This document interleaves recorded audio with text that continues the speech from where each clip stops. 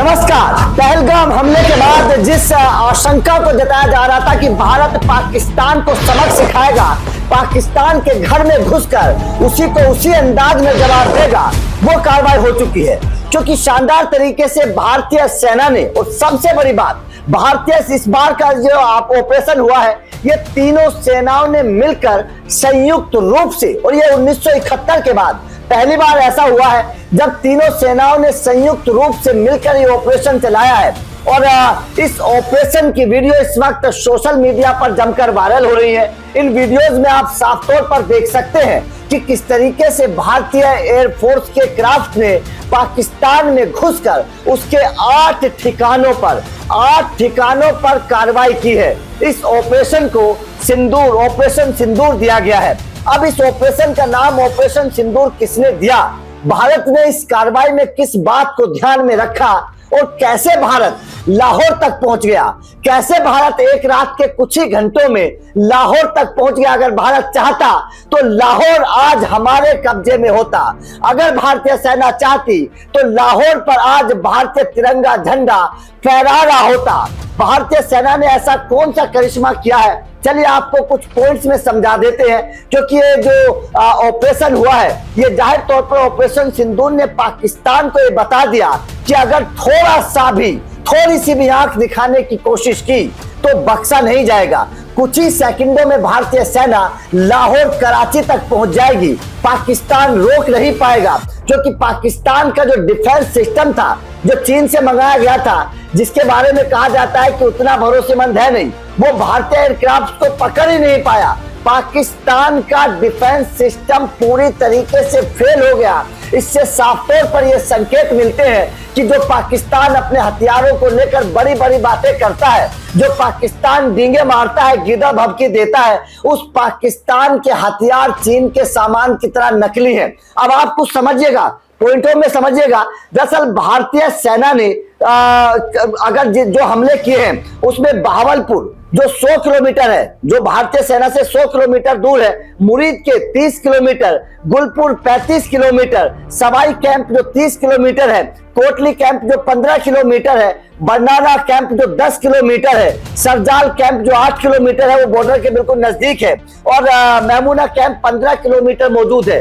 ये वही कैंप हैं जिन कैंपों से भारत में आतंकवादी घटनाओं का प्लान बनाया जाता है, आतंकवादी लॉन्च किए जाते हैं, आतंकवादियों को ट्रेनिंग दी जाती है। ये तमाम वो कैंप है। अब बड़ी बात यह है कि बहावलपुर कैंप जो 100 किलोमीटर दूर है, उस कैंप तक भारतीय सेना पहुंच गई। और जाहिर तौर पर मतलब कराची भी भारतीय बॉर्डर से, अगर मैं देखूं, सीमा से ज्यादा दूर नहीं है, कराची के पास ही बहावलपुर कैंप है। तो ये साफ तौर पर संकेत है कि भारतीय सेना भाई साहब पहुंच गई है कराची तक। तो ये पाकिस्तान को थोड़ा समझना पड़ेगा, अपनी गिरबा में झांक कर देखना पड़ेगा।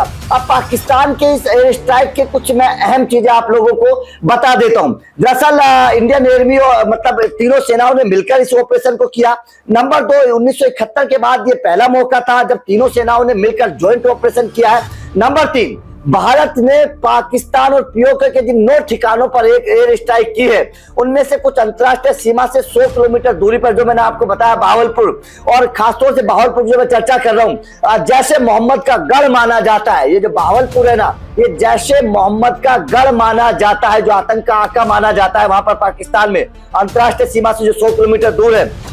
जबकि मुरीद के 30 किलोमीटर की दूरी पर और गुलपुर 35 किलोमीटर की दूरी पर है, यहाँ पर उसके आतंकी ट्रेनिंग लेते हैं। तो ये सबसे बड़ी बात है। नंबर 4, इस ऑपरेशन में कुल 9 आतंकी ठिकानों को निशाना बनाया गया। तो ये सबसे बड़ी बात है कि 9 आतंकी ठिकाने जो भारत पाकिस्तान के बॉर्डर के आसपास चलाए जा रहे थे, उनको निशाना बनाया गया। यहाँ पर एक बात खास तौर पर समझनी जरूरी है कि भारतीय सेना ने किसी भी पाकिस्तानी सेना के ठिकाने पर हमला नहीं किया है, ना ही किसी आम इंसान को जान माल का कोई नुकसान पहुंचा है। ये जो हमला हुआ ये तकनीकी तौर पर बिल्कुल सधा हुआ हमला था। ये तकनीकी तौर पर बिल्कुल एक तरीके से प्लान्ड हमला था कि केवल पाकिस्तान में जो आतंकी हैं, पाकिस्तान में जो आतंकियों के लॉन्च पैड हैं, जो उनके ठिकाने हैं, केवल उन्हीं पर हमला किया गया है। ये खासतौर पर ध्यान देने वाली बात है। और प्रधानमंत्री मोदी खुद इस ऑपरेशन की निगरानी कर रहे थे जिस वक्त इस ऑपरेशन को भारतीय सेना अंजाम दे रही थी। तो जाहिर तौर पर इससे साफ तौर पर समझा जा सकता है कि भारतीय सेना का यह हमला कितना सटीक था। इतना ही नहीं, इस हमले में कामिकाज ड्रोन जो मतलब बहुत अहम है, उसके अलावा इसका इस्तेमाल किया गया। ऐसे हथियार वो होते हैं जो दुश्मन के टारगेट पर जाकर सीधा टकराते हैं। मतलब साफ है कि तकनीकी तौर पर, हथियारों की मारक क्षमता के तौर पर भी भारतीय सेना एकदम से पूरी तरीके से प्री प्लान्ड थी। भारतीय सेना को पता था कहां जाना है, कहां मिसाइल गिरानी है, कहां हमला करना है, कहां कितने लोग हैं, ये सब कुछ भारतीय सेना के पास इंफॉर्मेशन थी। जबकि आपको पता होगा कि कुछ दिन पहले जब पहलगाम हमला हुआ, उसके बाद से जब से गर्मा गर्मी चल रही है, उसके बाद से पाकिस्तान के सीमावर्ती जो इलाके हैं वहां से आतंकियों के लॉन्च पैड को खाली कर दिया गया था। वहां से आतंकियों के लॉन्च पैड को खाली कर आतंकियों को अंदर भेज दिया गया था।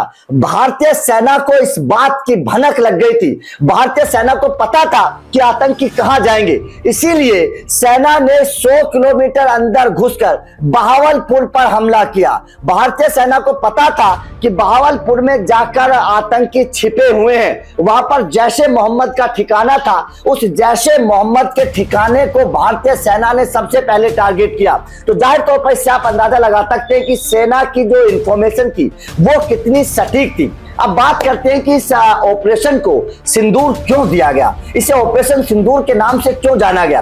तो दरअसल खबर है सूत्रों के हवाले से कि इस ऑपरेशन के पहले प्रधानमंत्री मोदी ने तीनों सेनाओं के प्रमुख से, NSA अजीत डोभाल से बातचीत की थी। मीटिंग एक लंबी हुई थी, लगातार कई दिन से बैठक भी चल रही है इस मुद्दे को लेकर। तो प्रधानमंत्री मोदी ने ही इस ऑपरेशन का नाम सिंदूर दिया था, सजेस्ट किया था कि इस ऑपरेशन को ऑपरेशन सिंदूर का नाम दिया जाए। तो जाहिर तौर पर इससे साफ तौर पर पता चलता है कि प्रधानमंत्री मोदी पाकिस्तान को सबक सिखाने के लिए पूरी तरीके से तैयार थे। उन्हें पता था कि इस ऑपरेशन को नाम सिंदूर दिया जाना चाहिए, इसीलिए मोदी ने इस ऑपरेशन का नाम सिंदूर सजेस्ट किया है। लेकिन भारतीय सेना भी पूरी तरीके से तैयार थी, सेना की इंफॉर्मेशन भी पूरी थी। सेना को पता था कि सीमावर्ती इलाकों से लॉन्च पैड जो खाली हुए हैं, उन लॉन्च पैड को कहां भरा गया है। सबसे बड़ी बात यह कि उन लॉन्च पैड को कहां भरा गया है, आतंकी कहां भेजे गए हैं, किस कैंप में आतंकी ज्यादा है, यह सेना को पूरी पक्की इंफॉर्मेशन थी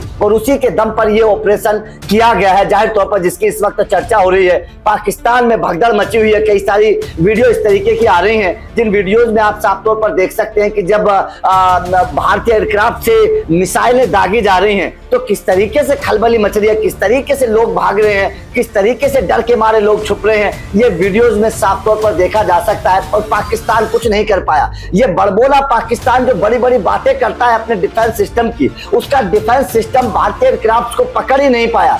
तो यहां पर पाकिस्तान को अपनी गिरबा में झांकने की जरूरत है कि भाई साहब, जब आपका डिफेंस सिस्टम इतना कमजोर है, जब आपका डिफेंस सिस्टम केवल कुछ मिनटों की ताकत को नहीं झेल पाया, तो अगर पूरी तरीके से जंग होगी तो पाकिस्तान की हालत कितनी खराब होगी, इसका अंदाजा पाकिस्तान को इस एयर स्ट्राइक से लगा लेना चाहिए। तो आपका भारतीय सेना के इस एयर स्ट्राइक पर क्या कहना है? इस ऑपरेशन को आप किस तरीके से देखते हैं? क्या आपको लगता है कि वास्तव में पाकिस्तान को सबक सिखाना अभी बाकी है, अभी पाकिस्तान पर और एयर स्ट्राइक होनी चाहिए? कमेंट करके बताइएगा। वीडियो अच्छी लगी हो तो लाइक और शेयर जरूर करिए, चैनल को सब्सक्राइब करिएगा। अपडेट लगातार इस पल पल की मिलती रहेंगी। Thank you very much.